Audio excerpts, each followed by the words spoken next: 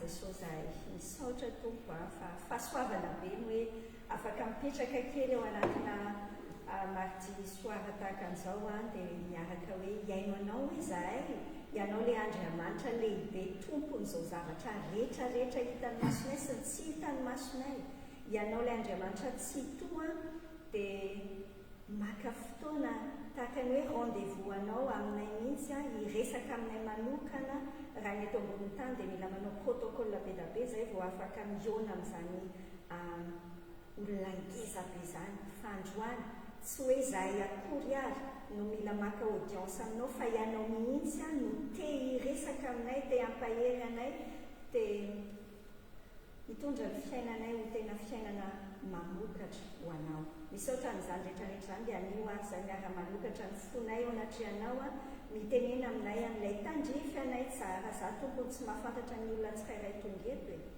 fa ianao mahafantatra ny rehetra, fantatrao daholo ny zavatra trehanay ankehitriny.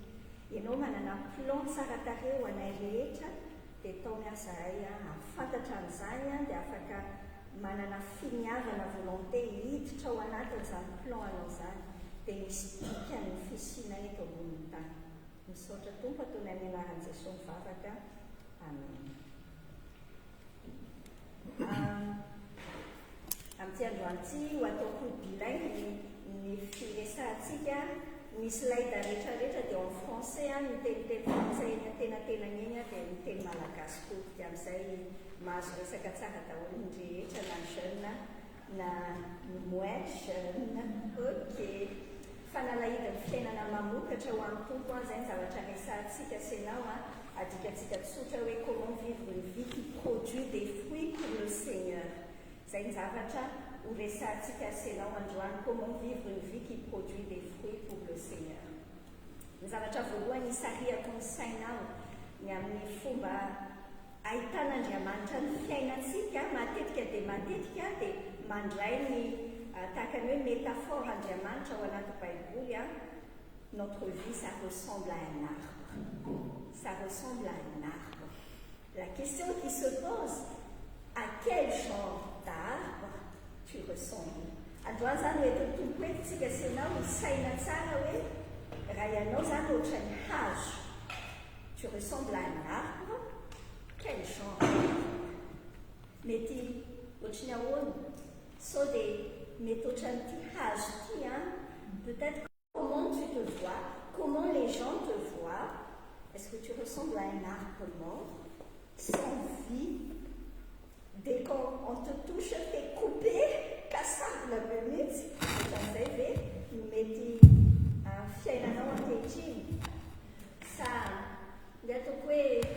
tu ressembles à un arbre bien, tena misy feuilles pédapées, mais peut-être que c'est bien vert.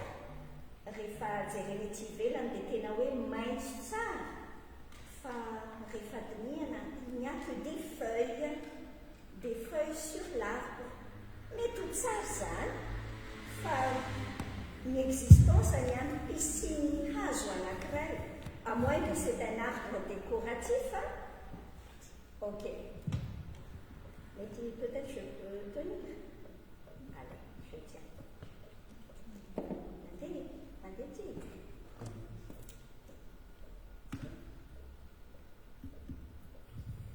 Ok. Mais tout est arbre.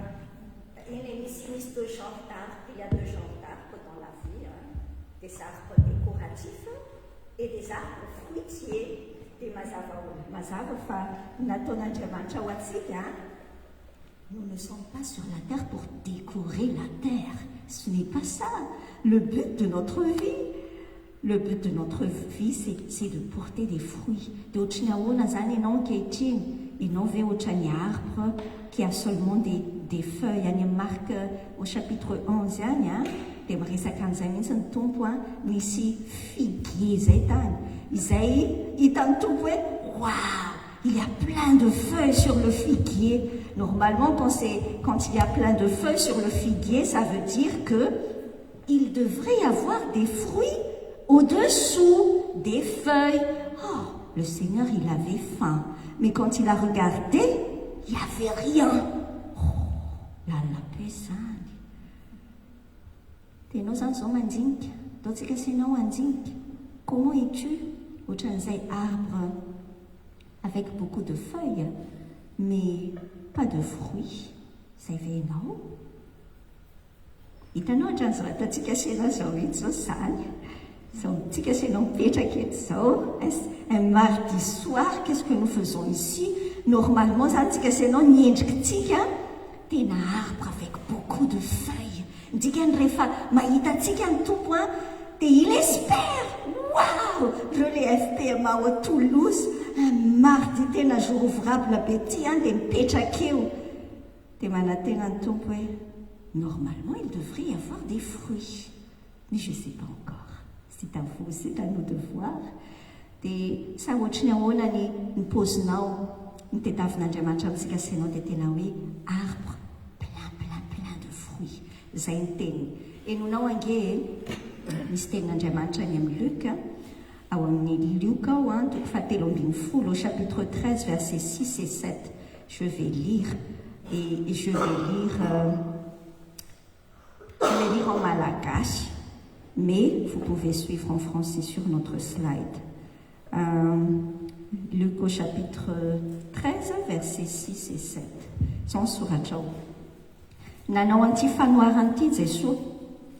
Nisy olona anankiray nanana viavy nambolena tao an-tanimbolobony, dia nankeo izy nitady voa taminy. Fa tsy nahita. Ka dia hoy izy tamin'ilay mpamboatra ny tanimbolobika, indro efa 3 taona zay no tonga nitady voa tamin'ity aviavy ity fa tsy nahita. Oups, kapao io, nahoana io no manimba amin'ny tany. Ianao ve zany? Lalina be fa le fait de porter des fruits, ce n'est pas une option, ce n'est pas un choix. Quand nous sommes des chrétiens, nous devons porter des fruits. Parce que Dieu nous a plantés sur son vigneron pour porter des fruits. Ao amin'ny tenin'Andriamanitra any amin'ny Marka, fakiko aminao, teneniko taminao teo ty passage ty ao amin'ny Marka toko faha 1:10, andinin'ny faha 2:10 hatramin'ny andinin'ny faha 4:10. Aloha vakiko aminao ny teny français le izy dia amin'izay tsy ela. Zao le tenin'Andriamanitra hoe le lendemain quand il quittait Béthanie, Jésus eut faim. Nona ny tompo. Tsy tsika senao nona ihany, fa ny tompo mihitsy koa nona. Mitady olona io Andriamanitrantsika io. Et il aperçut de loin un figuier qui avait des feuilles, et il alla voir s'il y trouverait quelque chose. Mais quand il se fut approché, il ne trouva que des feuilles, car ce n'était pas la saison des figues. Alors Jésus prit la parole et lui dit que plus jamais personne ne mange de ton fruit. Wow! Ianao zany. Tsika senao tena tiatsika rangaha le Jesosy io Tsy haiko ianao ny genre-na tenin'Andriamanitra tiatsika ankafizintsika, le genre de paroles que nous attendons du Seigneur, ce sont des paroles de bénédiction. Mais ce ne sont pas des paroles de malédiction comme ça. Mais Jésus ici, il a maudit.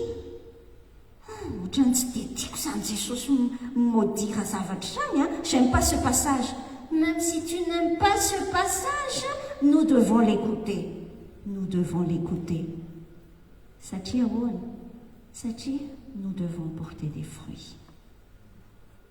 Takalelina zay natam'le Luc teo ny sary zany zao amin'ity androany ity, tahaka ny hoe tonga Andriamanitra manao inspection. Il inspecte chacun d'entre nous pour regarder si nous portons des fruits ou pas. Dia lalabe le teny tamin'le Luc teo, coupe-le! C'est trop fort. Eto izy ny teny hoe que plus jamais personne ne mangera de ton fruit.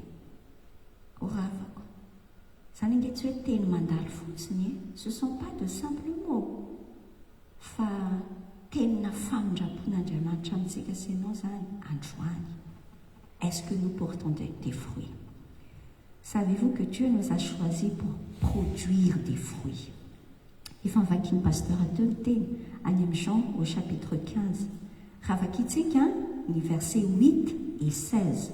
Jean chapitre 15 verset 8 et 16 dia izao teny hitantsika hoe donnez beaucoup de fruits et soyez ainsi mes disciples. Ce n'est pas vous qui m'avez choisi, mais c'est moi qui vous ai choisi. Je vous ai envoyé produire des fruits. Et pas n'importe lesquels. Des fruits qui durent. Zay le tadiavin'Andriamanitra amintsika. Asain'Andriamanitra tsika mamoa vo. Ary zay ny antsoina hoe mpianatry ny tompo. Mpianatry ny tompo. Notre raison d'être. Tsy fantatrao rehefa manontany tena an'izany des fois. Fa androany ianao dia ampanontaniany tompo tena mihitsy. Tu dois te demander, mais pourquoi je suis sur terre? Notre raison d'être, c'est de porter des fruits pour le royaume de Dieu. Porter des fruits pour le royaume de Dieu. C'est une raison d'être atique. Quand nous portons des fruits, c'est là que nous montrons la gloire de Dieu. Rehetratsika senao rehefa mamarana fotoana amin'ny culte dia maika isika ny tena voninahitra ho an'Andriamanitra. C'est bon de le dire, voninahitra ho an'Andriamanitra. Fa ce sont que des paroles, hein? Ce ne sont que des paroles. Raha ohatra ka tsy miporter des fruits akory ny fiainantsika senao, tsy ahitana, tsy misy vokatra, tsy misy fruit, tsy misy an'ilay zavatra tadiavin'ny tompo. Quand nous produisons des fruits, c'est là que nous démontrons, c'est la preuve que nous sommes réellement des disciples de Jésus. Est-ce que tu es un disciple de Jésus? Bien sûr. Bien sûr. Non, ce n'est pas bien sûr. Tsy misy zavatra mandeha ho azy zany, fa misy fanontaniana apetraka tsara. Ny fiainako ve mitondra vo ho an'ny fanjakan'Andriamanitra? Zay ny antsoina hoe disciple de Jésus là. Raha vertika tsara zany le question hoe à quel genre d'arbre tu ressembles? Dia tsara amintsika mamaky an'ity teny eo amin'ny Matthieu chapitre 7 ty. Traso vakiko aminao ny teny malagasy zany zao le izy. Matthieu chapitre 7 verset 16 à 20.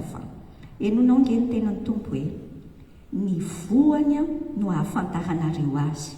Manoto voaloboka amin'ny tsilo va ny olona na aviavy amin'ny songosongo. Dia toy izany ny hazo rehetra, ny hazo tsara rehetra dia mamoa voa tsara, fa ny hazo ratsy rehetra dia mamoa voa ratsy. Ny hazo tsara tsy mety mamoa voa ratsy, ary ny hazo ratsy tsy mety mamoa voa tsara. Ny hazo rehetra izay tsy mamoa voa tsara dia hokapaina ka hatsipy any anaty afo, ka dia ny voany no ahafantaranareo azy. À quel genre d'arbre tu ressembles? Afaka miteny re olona afaka tenenina foana hoe bien sûr zany tena arbre tena mamoa tsara. Fa les arbres se reconnaissent par leurs fruits. Je ne sais pas si vous avez déjà vu un poirier ou un pommier. Ça se ressemble très très fort, hein? Rehefa jerena ny arbre na pommier sy poirier. Fa raha tsy mivoaka sakaiza le fruit any tsy azonao sary an-tsaina tsara hoe c'était quoi. Rehefa mivoaka ny fruit anao, ary le fruit anao na tianao na tsy tianao dia mivoaka eny ihany le izy risea. Ao anatin'ilay journée dia mivoaka eny ihany. Tsy rehefa le aty am-piangonana amin'ny fotoanan'ny culte ny tena ahitana azy, fa rehefa ohatr'izao mantsy dia samy mandeha tsara daholo ny prétendre rehetrarehetra. Any rehefa ohatr'izao dia marche tsika sety rehefa ohatr'izao tena kristiana be hatrany anaty tsy tay mainty. C'est une façon de parler. Fa rehefa mivoaka eto amin'izay maka parking, rehefa mandeha mody, quel genre de fruit tu sors de ta vie, de ta bouche. Zany dia eo tena ahafantarana hoe arbre tsara ve arbre manao ahoana zany tsika.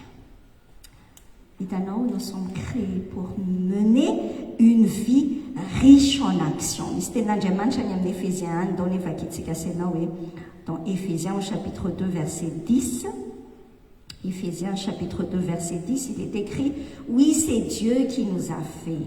Il nous a créés alors que Christ Jésus, il nous a créés dans le Christ Jésus pour que nous menions une vie riche en actions bonnes. Et ces actions, Dieu les a préparées pour que nous les fassions. » Inazany. Hitanao novonjen'Andriamanitra isika senao. Novonjen'Andriamanitra mba hanao asa tsara. Et pas n'importe quelle action bonne. Fa asa tsara izay efa nomany, il les a déjà préparés. Tsy anao fotsiny no miketrika hoe zao no tiako atao. Efa izy mihitsy no nanomana. Isaky ny mifo maraina ianao fantatrao mo ve zany? Isaky mifo maraina ianao chaque jour dia efa misy asa tsara noman'Andriamanitra ho anao. Rehefa olona né de nouveau ianao, olona efa kristiana ao amin'ny fanjakan'Andriamanitra. Indraindray zany tsy any anatin'ny saintsika mihitsy.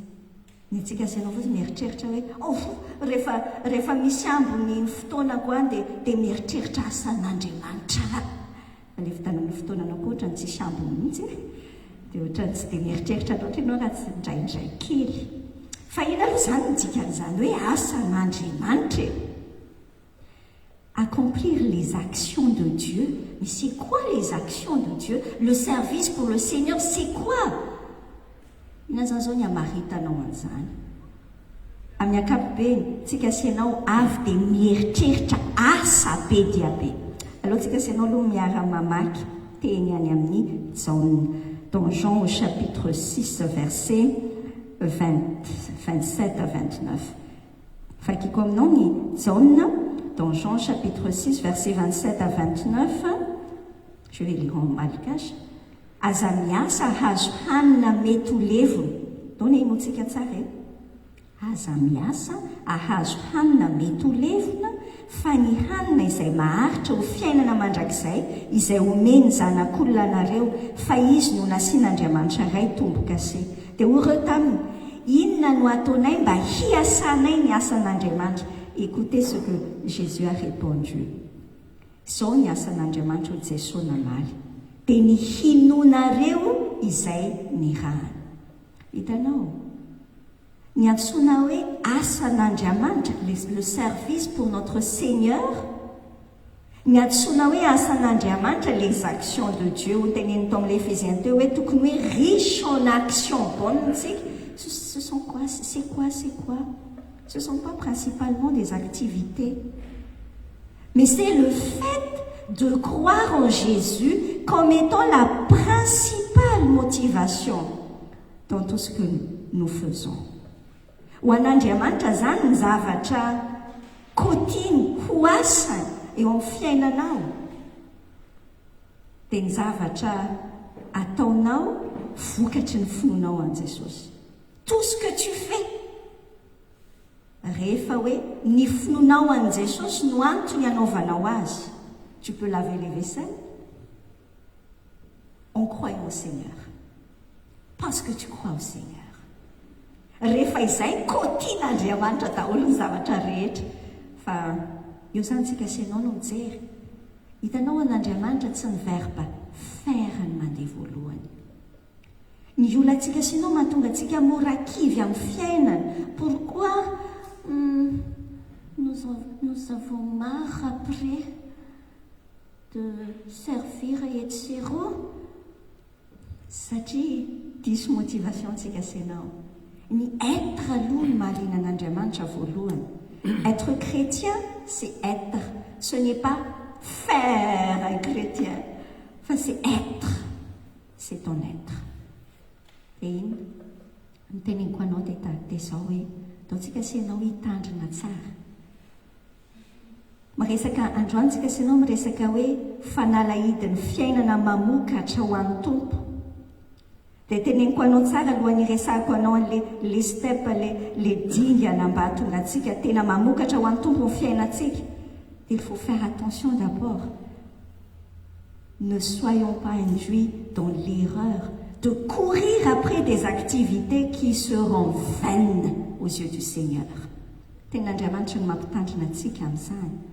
Ainao tsara ve ny any amin'ny Matthieu au chapitre 7, saravako aloha dia aza taitra mihitsy ianao fa za mamerina nyity tenin'Andriamanitra ity foana, même c'est juste pour moi, et je me répète ces versets dans Matthieu au chapitre 7, versets 21 à 23, pour que je sois bien sûr que ça ne s'applique pas sur moi.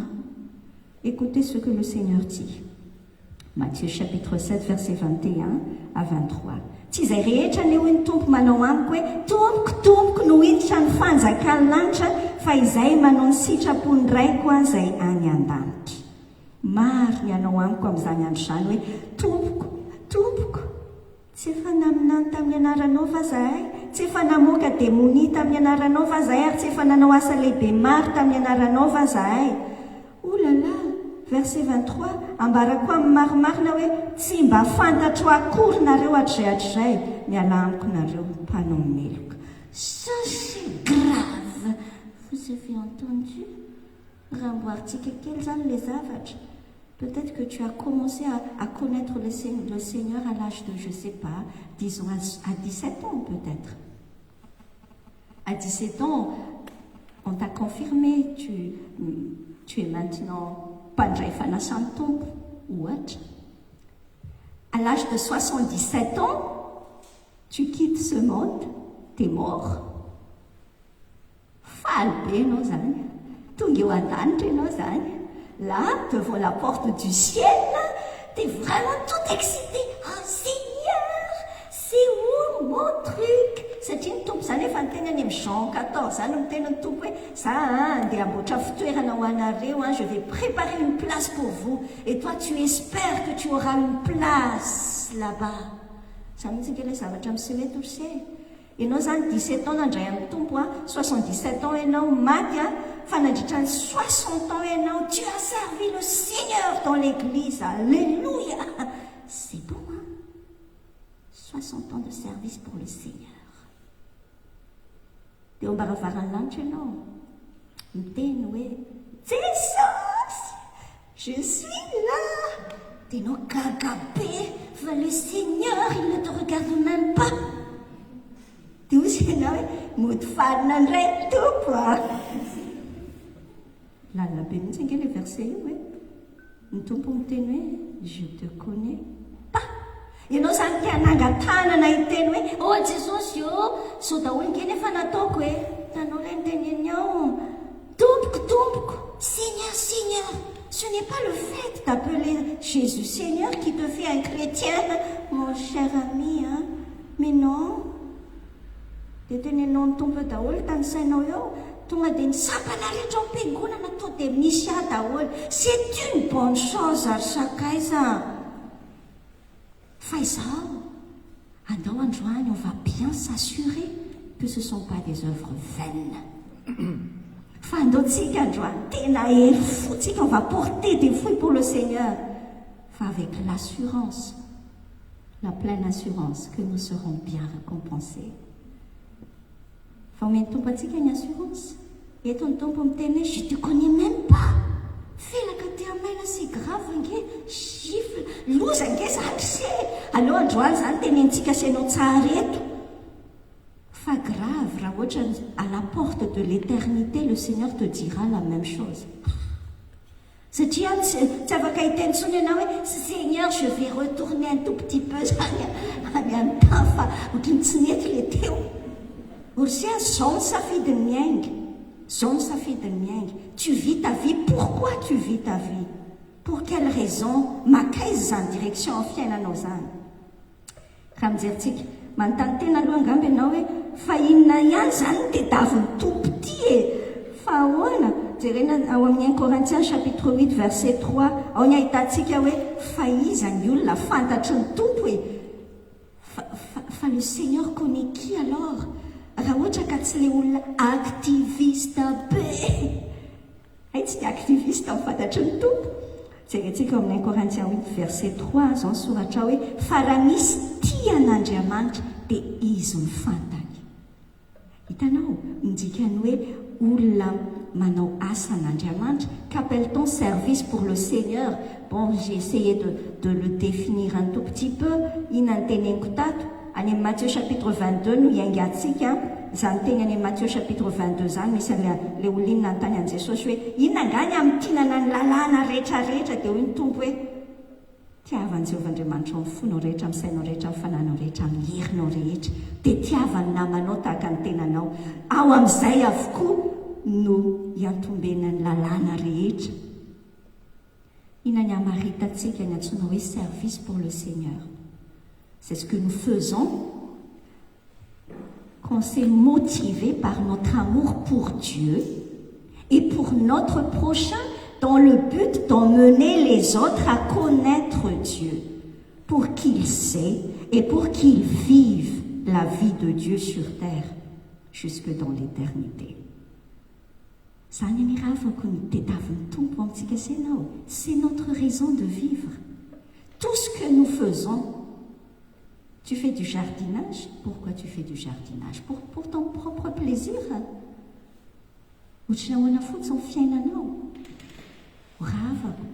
Ce que nous faisons, motivés par notre amour pour Dieu et pour notre prochain, dans le but d'emmener les autres à connaître Dieu, pour qu'ils aient la vie de Dieu et pour qu'ils vivent cette vie de Dieu sur la terre jusque dans l'éternité. Si pasteur arera no manana an'izany butan'izany amin'ny fiainana. Sao dia ianao mieritreritra zany kosa raha lahy tena avoleta be mihitsy fa c'est pour quelqu'un de particulier. Oui, c'est pour quelqu'un de particulier. C'est pour toi. Parce que tu es quelqu'un de particulier. Le Seigneur t'a choisi pour ça. Any amin'ny Colossiens 3:23 fantatritsika tsara ho ten'Andriamanitra miteny hoe tout ce que nous faisons, faisons-le pour la gloire de Dieu. Na mihinana na misotro, zany ange ilay tenin'Andriamanitra na mihinana na misotro. C'est ça être chrétien. Mahafinaritra be. Indraindray ianao mety mieritreritra hoe kay tery be zany, mihinan-kanina koa ve dia mbola eritreritra voninahitr'Andriamanitra. Ça libère, fa tsy hoe zavatra mahatery. Fa maninona no nivonjen'Andriamanitra isika senao? Pourquoi Dieu nous a-t-il sauvés? Ce n'est pas pour être béni. Tsy izay akory. Hitanao zany by-product. Ce sont des bonus. La bénédiction, c'est un bonus. Mais Dieu nous a sauvés pour produire des fruits pour son royaume et pour produire de bons fruits pour son royaume. Et des fruits qui durent éternellement. Pourquoi Dieu nous a-t-il sauvés? C'est pour produire des fruits pour son royaume. Et pas n'importe quel fruit, mais de bons fruits qui durent. Dans les Hérétiques Sénaoué, misy antiten'Andriamanitra tiany amin'ny Luc au chapitre 3, verset 9. Mahasosotra be miaino an'ity fa aleo enona foana ihany. Mitovy ihany le izy anany amin'ny Matthieu chapitre 3 verset 10 na Luc 3 9 dia zao ny tenin'Andriamanitra hoe déjà la hache est mise à la racine des arbres. Tu écoutes, la hache est mise à la racine des arbres. Tout arbre qui ne produit pas de bons fruits sera donc coupé, jeté au feu. C'est grave. So tsika sy ianao miteny izao nge zany e. Tsy hoe akorozy ianao hoe si mbola roviana voafaty za raha toa aty amin'ny la France no mipetraka anjikany a ny espérance de vie ako efa niakatra 80-90. Ok efa eo am-pototry ny azo ny famaky. Raha misy hitan'Andriamanitra tsy mamovo tsara, couper. Quel fruit zany? Inona les fruits? Tenentsika foana le izy hoe inona nga les fruits? C'est quel fruit, quel genre de fruit que Dieu attend de moi? Quel genre de fruits? Il y a 4 sortes de fruits. On peut énumérer beaucoup, hein, mais j'ai juste pris 4 fruits. Il est écrit dans Luc au chapitre 3, verset 8. Sans sourate, awamle Luc chapitre 3, verset 8, selon Fakiko aminao. Sur les soratra hoe ary mamoazy avo mendrika ny fibebahana. Fruit de la repentance. Zay ny premier fruit, ngamba ny sary zany raha ohatra ka le arbre andraisitsika dia le bourgeon kely iny. Mba efa misy le bourgeon kely ve ianao? Le milasa fruit. Fruit de la repentance. Isan'izany ve fiainantsika senao c'est quoi? Any amin'ny version hafa amin'ny Bible en français, dia teneny hoe ce sont des fruits qui confirment notre changement d'attitude. Ny fiainanao ve misy avant et après? Fiainanao ve misy avant et après? Dia ngamba izy hoe avant et après quoi kely? Tsara ny tenan'ny tompo any amin'ny Jean chapitre 3 verset 3. Raha tsy ateraka indray nareo tsy mahazo mahita ny fanjakan'Andriamanitra. Avant et après, une nouvelle naissance, ta nouvelle naissance. Efa nisan'izany ve fiainanao? Fa raha tsisy an'izany dia mila tomboka amin'izany. Midikany mahita ny tenanao ianao araky ny ahitan'Andriamanitra anao hoe waouh, que je suis perdu, je suis perdu, je suis pécheur.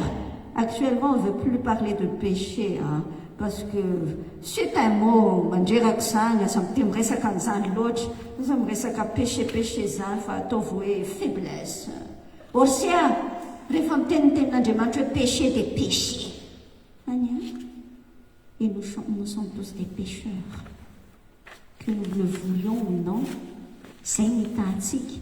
Alors nous avons bien intérêt à accepter notre état devant Dieu et à dire au Seigneur, oh, j'ai besoin de toi pour me sauver. Fruit de la repentance, et après ce sont les fruits de l'esprit. Au fait, dans Galates au chapitre 5 verset 22, il ne dit pas les fruits de l'esprit, mais le fruit de l'esprit. Mais ça va être un actif dans le sein. Il n'a pas misy toetra sy tatarainy ao tsy possible mity zany kristianina hoe kristianisy nefa ohatrany teo ihany teo naza efa firy taona ny kristianina dia nazany zao nefa toetra manahaka an' Jesosy ao amin'ny fiainanao. Zany angeny dika ny fruit de l'esprit ny toetran' Jesosy mihita aminao. Zany tsy miteny hoe parfait tsy parfait mihitsy tsika eto ambonin'ny tany. Fa mihitanao hoe tsy mitovy tamin'ny 2021 tsony le toetranao zao. Sany ao an-trano mbola mahita an'izany foana dia tena mivigivo mihitsy. Nareo aloha dia tsy hitako ny antony ivavahanareo. Indraindray isan'izany ny tantara. Oravako. Fruit de l'esprit io. Zany hoe ianao mamela ny fanamasina hiasa ao anatinao. Fruit de l'esprit zany atantsika ny fitiavana, ny fifaliana, ny fiadanana, ny fahalemem-panahy, mizavatra anakisivy tany sain'ny tenin'Andriamanitra ao anatiny ao. Ina ihany koa ny fruit andrasan'Andriamanitra tazaniny ao ambanin'le feuille anao. Ore olona, efa misy olona ve teto ambonin'ny tany lasa tafiditra ny lanitra izy, na lasa tamana ao an-danitra vokatry ny fisianao tetỳ ambonin'ny tany. Des gens, des personnes qui sont devenus enfants de Dieu et qui vivent comme enfants de Dieu tels quels, grâce à ta présence sur la terre. Izazavy rava. Mba sainy tokoa hoe hatram'izay na kristianina sy iza za zao ny olona io sy hoe ndry tafiditra ny an-danitra nandray an' Jesosy vokatra ny fisinsy.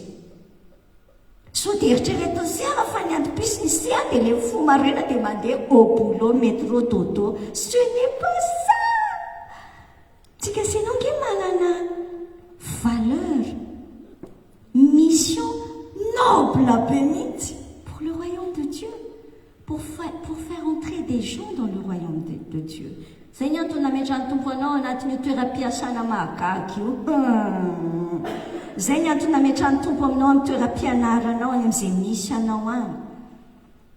Any amin'ny 2 Corinthiens chapitre 5 verset 20, teneny tenin'Andriamanitra hoe nous sommes ambassadeurs de Christ. Tu es ambassadeur de Christ. Le sais-tu? Tenenany tompontsika hoe natao anao mpianatra, ndanao izy dia manaova mpianatra ny firenena rehetra. Ny fruit farany tenentsika senao, rehefa inzay ianao mampiasa ny don que Dieu t'a donné, quand tu utilises tes dons pour l'avancement du royaume de Dieu. Zay les fruits zay. Ampiasainao les dons à la hospitalité, les dons à la service, les dons de la foi. Là, tu pries pour quelqu'un et Dieu l'exauce. Ce sont des dons. Quand nous sommes nés de nouveau, Dieu nous équipe avec des dons particuliers. C'est particulier pour toi. Napetraka-Andriamanitra ao anatin'ny fiangonantsika isika. Fantatrao fa misy tena place essentielle izay raha tsy eo ianao dia misy banka eo amin'io. Hampandeha ny fiangonana any aminao le lakle an'ilay izy. Ndraindraitsika senao tonga ty ampiangonana fotsiny dia miteny hoe zany dia ho any ampiangonana ka haim-pana. Ndraindray zany nataonao hoe tsara zany fa lazaiko anao. Ny antony voalohany, tsy hoe voalohany, isan'ny antony atongavantsika ty ampiangonana dia mba ho haim-panao any hafa. No ve fa nieritreritra an'izany?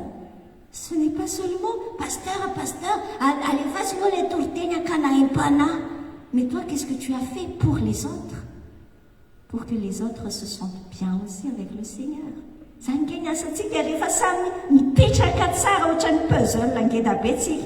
Hainao zany puzzle saina fetsoana azy amin'izay fieritreretana azy les jeux, les sary iny dia découpé be da be izy dia atambatambatra dia mivoaka tsara tareny sary.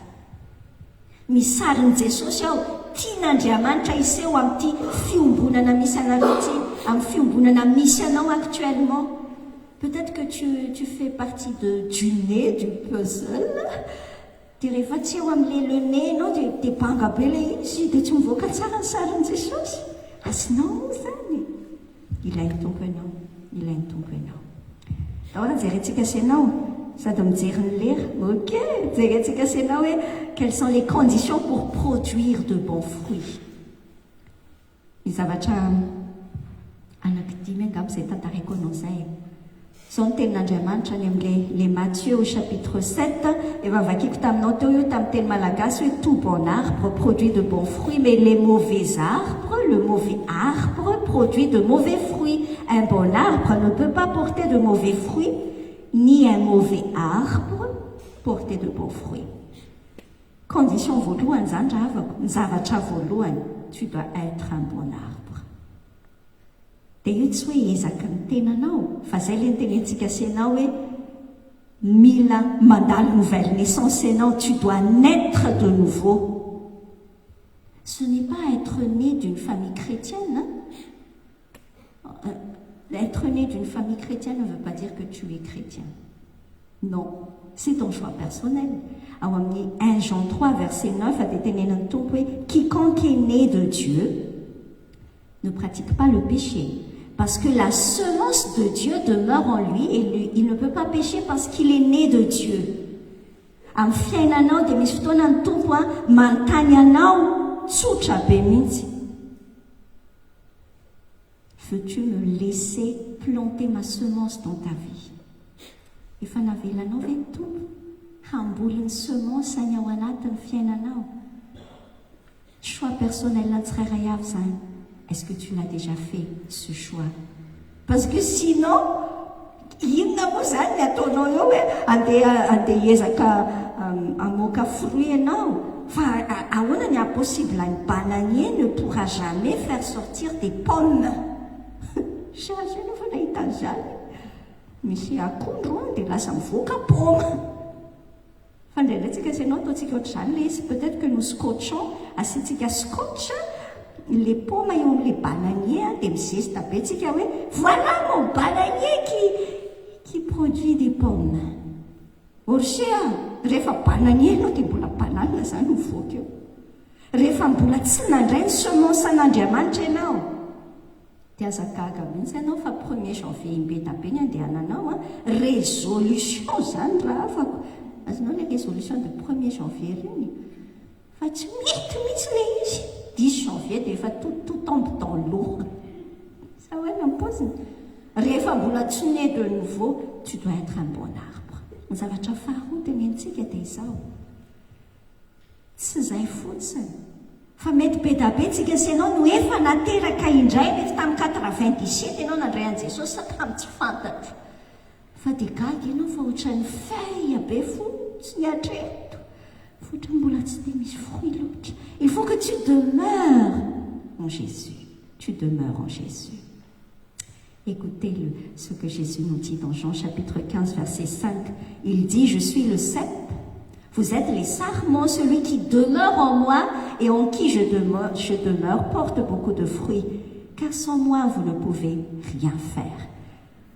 Efa ianao foana zany teny zany hoe mitoetra miray am' Jesosy, demeurer en Jésus. C'est quoi? Inona dikan'izany? Hitanao tediavin'ny tompontsika sy ianao tena profondément enraciné, tena hoe mamaka tsara ao amin'io Jesosy io pour faire face aux jours difficiles. Misy verset ao amin'ny Jérémie au chapitre 17. Bon, tsy tazako tsara io dia aloha fa vakiko atao anatin'ny teny malagasy hitako aingana eto. Jérémie chapitre 17 verset 7 et 8. Zao ny tenany tompo hoe fa ho toy ny azo ambolena eo amoron-drano izy izay mamaky eo anilan'ny rano mandeha ka tsy atahotra na dia avy aza ny ainandro sady ho maitso ny raviny ka tsy hanahy izy na dia miantona aza ny andro fa tsy hitsahatra ny famohany. Ho tahina ny olona izay matoky an'i Jehovah dia izay manana an'i Jehovah ho tokon'izay ny verset 7 amin'ilay izy. Inona zany ny teneny? Mila tena enraciné, mamaka tsara sika ohatran'ity hazo asehoko anao ty tena any anatiny any. Eritreretinao ngefa indraindray tsika sy anao ohatrany hoe fakany kely fotsiny dia tamin'ny ny tempête be dia tonga dia topoka tapoka eo tsisy hevitra mihitsy zavatra malaingra kely orsea. So dia zany ianao androany mentompo occasion tsika hoe andao on va bien s'enraciner dans le Seigneur. Comment demeurer en Jésus? Ahoana ny ataontsika? Inona ny dikan'izany? Je vis par sa parole. Zay ny dikan'izany hoe demeurer en Jésus. Hitanao any amin'ny psaume 119 verset 50 ho tsara ilay tenin'Andriamanitra amin'ny teny malagasy hoe ny teninao no mamelona ahy. Tiako be izy amin'ny teny malagasy, amin'ny teny français hoe ta promesse me fait vivre. Qu'est-ce qui te fait vivre dans la vie? Ce sont les euros qui te font vivre. Mais non! Raha reny mampiaina asia dia indraindray izay tsy dia miaina loatra satria tsy dia misy ilay izy indraindray. Any a? Ou c'est quoi? C'est une personne en particulier. Et si la personne n'est plus là, alors qu'est-ce que tu vas faire? Parce que c'est possible. C'est quoi? Ny tenin'Andriamanitra raha afako. Izay ny tenenan'ny tompo. Atonga antsika hoe midemeure tsara, mitoetra tsara ao tompo ny tenin'Andriamanitra. Ho isarizany amin'ny Matthieu chapitre 4 verset 4, Jésus a dit, il est écrit, l'homme ne vivra pas de pain seulement, mais de toute parole qui sort de la bouche de Dieu. Zany no mampiaina antsika sy ianao ny tenin'Andriamanitra. Indraindray tsika sy ianao vao tsy mila kanina kely tsika dia ohatrany efa fanompanina. Inona ary ty ianao ty so dia zany mampatonga anao fanina amin'ny fiainana satria tamin'ny krismasy ianao nandray tenin'Andriamanitra farany. Na tamin'ny lahady. Eritrereto nge hoe tamin'ny lahady ianao nihinan-kanina farany tonga dia hypoglycémie assurée, coma, etc. Zany indraindray nge mampatonga antsika. Hitanao misy zavatra logika mihitsy izay fantatritsika amin'ny fiainantsika fa tsy raisitsika amin'ny fiainantsika maha-kristianina antsika. Je vis par la parole du Seigneur. Non pas seulement je reçois la parole du Seigneur, mais je demeure dans sa parole. C'est quoi demeurer dans sa parole? Écoutez ce qu'il dit dans Jean chapitre 15 versets 7 et 8. Si vous demeurez en moi et que mes paroles demeurent en vous, vous demanderez ce que vous voudrez et cela vous sera accordé, ce qui manifeste la gloire de mon Père. Et c'est que vous portiez beaucoup de fruits, vous serez alors vraiment mes disciples. Demeurez dans sa parole.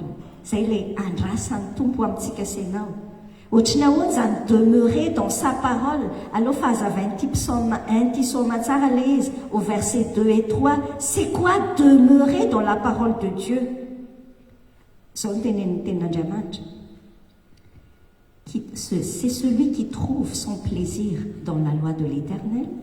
Il la médite jour et nuit. Il ressemble à un arbre planté près d'un cours d'eau. Il donne son fruit en sa saison et son feuillage ne se flétrit pas. Tout ce qu'il fait lui réussit. Tsara be zany. Tsy tanao wow! Tiako zany, Jesosy tiako zany. Zany ake promesse n'Andriamanitra ho antsika senao hoe une vie réussie selon lui. Tsika senao azy rehetra samy manana définition antsoina hoe réussite. Fa ho an'Andriamanitra ny réussite dia ta vie qui porte des fruits pour son royaume. Ahoana ny atonga an'izany dia tsika senao nous trouvons notre plaisir en Dieu, dans la parole de Dieu. Azonao moa zany ohatrandray mihinana chocolat reny ianao, mihinana azy. Tsy haiko aloha anao fa za zany tena tia chocolat be mihitsy. Za mihinana isan'andro tsy maninao tenanao foana. Ohatraniko ve ianao? Indraindray ianao rehefa lavalava mitoroteny tiana mpiakatra ohatr'izao ianao atao hitakita amin'ny pasteur mihitsy mety tsisy an'izany mihitsy aty aminareo fa bon dia asina kohaka kely c'est déjà assez long comme ça hein? Je veux rentrer à la maison. Tsika senao hihinana ny tenin'Andriamanitra dia hozy izy le teny hoe méditer. Qu'est-ce que tu médites jour et nuit? Qu'est-ce que tu médites? Ahoangira afaka ny ahitantsika ny hoe inona zany ny tena source de joie, source de bonheur, une raison de vivre anao. Qu'est-ce que tu médites? L'avenir de tes petits-enfants.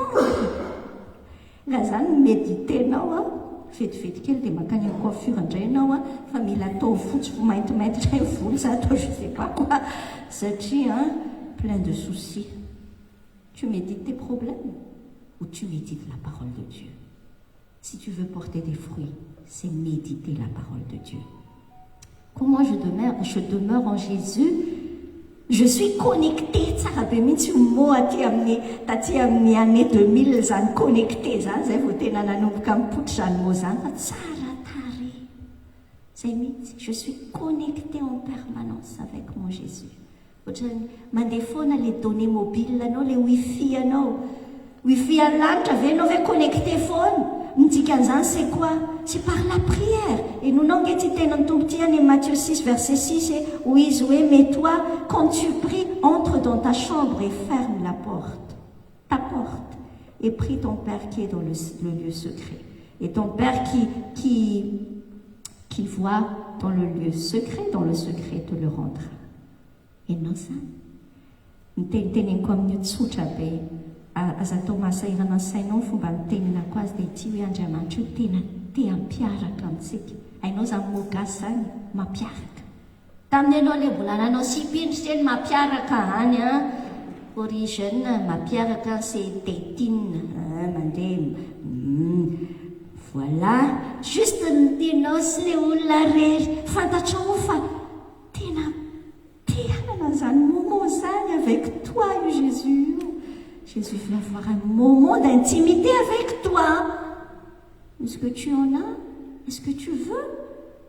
Ndraindraitsika sainao rehefa eo masony olona ihany vao mivavaka mampome fa rehefa tsika sainao rehefa kinina kiritina ny tantaraiko any orsena ny fiainanao mahaliana azy ataotsika sainao hijery ny fiainam-bavakantsika hoe manahoana. Ny tenin'ny tompo any amin'ny Thessaloniciens 5 verset 17 prier sans cesse. Ahoa zany prier sans cesse tsy hoe mandeha mikipy ianao eny an-dalana dia midona amin'ny rindrina tsy zay. Fa inona ny zavatra ataontsika sans cesse? Qu'est-ce que nous faisons sans cesse? C'est réfléchir les gars, c'est réfléchir. Donc qu'est-ce qu'on fait pour comment prier sans cesse? Avadiovavaka ny réflexion anao, ny pensée anao. Bon, voilà. Ilay zavatra tany anteneniko anao mandeha aingana sisa fazataitra ianao.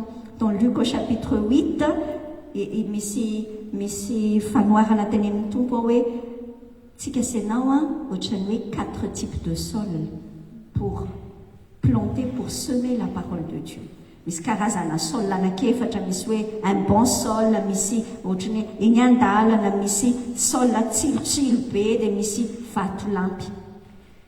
Zavatra faharoa mantsy izay teneniko anao, condition pour produire des fruits, il faut que tu enlèves les épines et les mauvaises herbes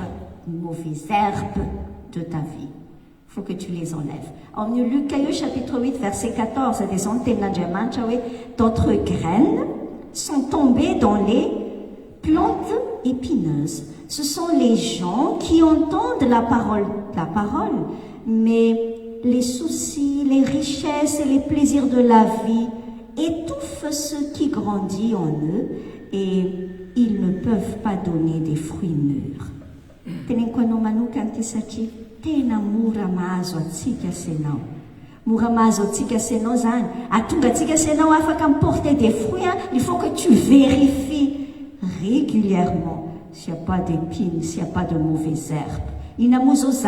Les épines, les mauvaises herbes, ce sont quoi? C'est tout ce qui t'empêche, tout ce qui m'empêche de porter de bons fruits ou tout ce qui limite mon progrès spirituel. Ça indique épines, ce mauvais fruit. Tenen'Andriamanitra eto misy zavatra anankitelo le izy. Izay tena samy manana dia tsika senao no mijery fitaratra hoe inona ny tena mora mahazo anao, inona ny karazana aidratsy tena mora maniry eo amin'ny fiainanao, les soucis de la vie. Ça, la richesse. Ohatrany tena matérialiste be zay ianao tato ato. Tandremo fa mora maniry ny aidratsy dia tsy lasa mamovoa tsara. Ou c'est le plaisir de la vie. Zany aloha afaka dia tena risika be mihitsy aty amin'ny tany misy anao aty. Fa andao tandremantsika senao. Les mauvaises herbes, c'est un signe de négligence. Matoa misy mauvaises herbes eo tokotaninareo. Satria ianao tsy manao jardinage mihitsy. Dia maniry ho azy, tsy misy olona mamboly mauvaises herbes zany mihitsy sia. Zay ianao fa nahita, midevoly anao manao an'izany. Fa ça pousse toute seule. Kane? Dia eo tsika senao no mitandrina tsara. Les mauvaises herbes, c'est un signe de négligence. Troisième condition pour produire de bons fruits. Troisième ou c'est quatrième condition? C'est quatrième condition. Il faut que j'accepte d'être taillé et mondé par le Seigneur. Fantatrao tsara zany, raha ohatra ianao ka olona main verte, dia fantatrao fa mila taillena le zavatra. Mila rantsanana kely. Zany le tenin'Andriamanitra any amin'ny Jean 15 verset 2 tenen'ny tompo hoe tout sarment qui est en moi et qui ne porte pas de fruits, bon, il l'enlève. Et tout sarment qui porte du fruit, il la taille afin qu'il porte encore plus de fruits. C'est une grâce d'être taillé par le Seigneur. Ce n'est pas un récousse. Non, c'est une grâce. Ça dit tu vas porter beaucoup de fruits. Tu vas porter beaucoup de fruits. Qu'est-ce que Dieu utilise pour me tailler? En anglais, les misy pe anankitelo dia zaraiko anao miteny anglais ohatran'izay. Ce sont les problèmes, les pressions et les people. Pour nous tailler les problèmes de la vie, les pressions de la vie quotidienne et en plus les gens. Manahirana amin'ny fiainana. Ia. Misy foana zany samy manana ny azy daholo tsika senao. Dia zao teneniko anao. On va apprendre à bien prendre chaque situation dont Dieu utilise pour nous façonner. Raha zay ny maso voalohany ankatsika an'io dia manana kalma kokoa tsika miatrika an'ilay izy. Tsy hoe akory hoe Jesosy finy fa hoe wow Jesosy sécateur indray ty taïroara fa ekeko mety ty zany azonao ve Tu apprends à bien prendre chaque situation dont Dieu utilise pour te façonner à l'image de Jésus. En Hébreux chapitre 12, verset 11, tenez une correction, une famaizana, tsy mahafinaritra foana. Misy fotoana mikorriger atsika ohatran'izay ny tompo.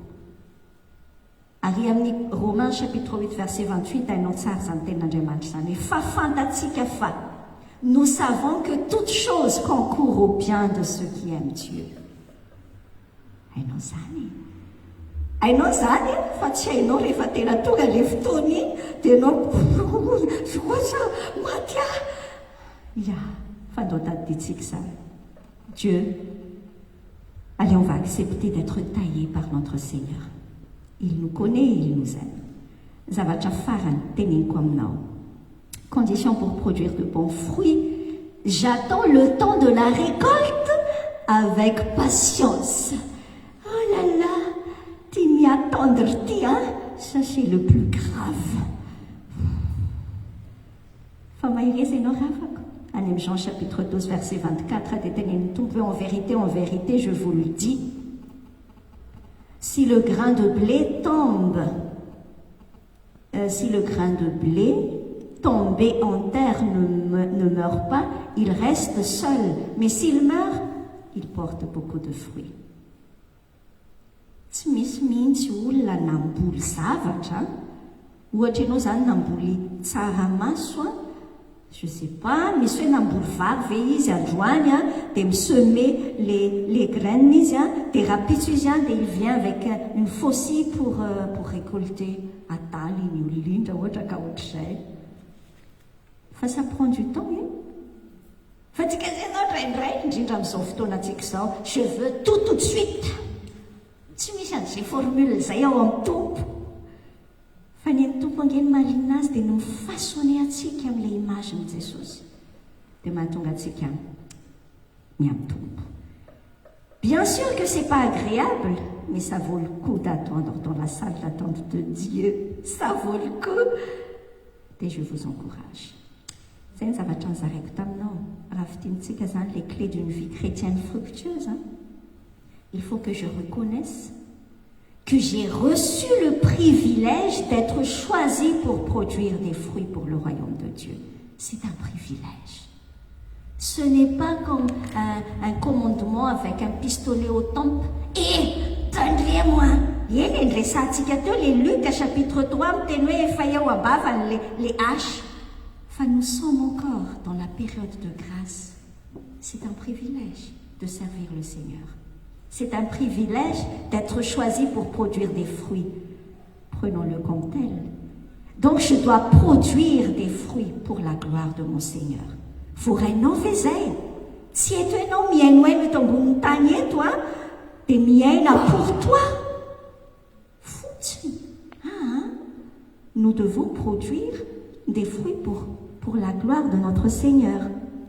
Les zavatra anankidimy teneniko anao, condition pour produire de bons fruits, je dois être un bon arbre. Recevoir, c'est quoi un bon arbre? C'est recevoir la semence de Dieu en moi. En second lieu, je demeure en Jésus, enraciné profondément en lui, dans sa parole et par la prière. Troisième point, j'enlève les épines et les mauvaises herbes de ma vie. Et quatrième point, j'accepte d'être taillé, émondé par mon Seigneur. Et le cinquième point, j'attends le temps de la récolte avec patience. Je vous souhaite une bonne production pour l'année 2025. Allez, on va prier et nous pouvons discuter un peu après avec des questions et des réponses si vous le voulez bien. Donc, il va vaktsika. Andriamanitra rainay, mankasitraka anao amin'ny anaran'i Jesosy zahay. Misaotra zahay tompo fa eninay efa miteny aminay manokana ianao samy manana an'izay zavatra voarainy daholo izay tsirairay avy. Misaotra fa tsy avelanao eto ambony tany eto fotsiny izay dia avy eo à la fin ianao miaraka amin'ny jugement anao hoe boum, t'as pas porté de fruits, on te coupe. Fa androany ianao miteny aminay tsara hoe mampitandrina anay, mampahery anay, mandrisika anay hoe ndao hamokatra ny fiainanay amin'ilay maha kristianina anay ity. Que c'est toute une vie tompo hoe mifona aminao zahay ny amin'izay négligence anay rehetrarehetra hatramin'izay amin'ty an'io ty a forenay ny afatrao dia tomony tsirairay avy aka ny décision essentielle mila teneniny mba ny tsirairay aminay reto tsy misy na dia iray azy ho teneninao hoe je ne te connais même pas jesosy grave raha zany ny teneninao aminay omeo assurance mihitsy zahay fa tsy ho isan'izay ho teneninao an'izany satria voarainy tsara ny semence ny fiainanao Andriamanitra tsy anatinay dia lasa arbre lasa hazo tsara mamovoa tsara zahay ataony amin'ny anaran'i Jesosy mivavaka amen amen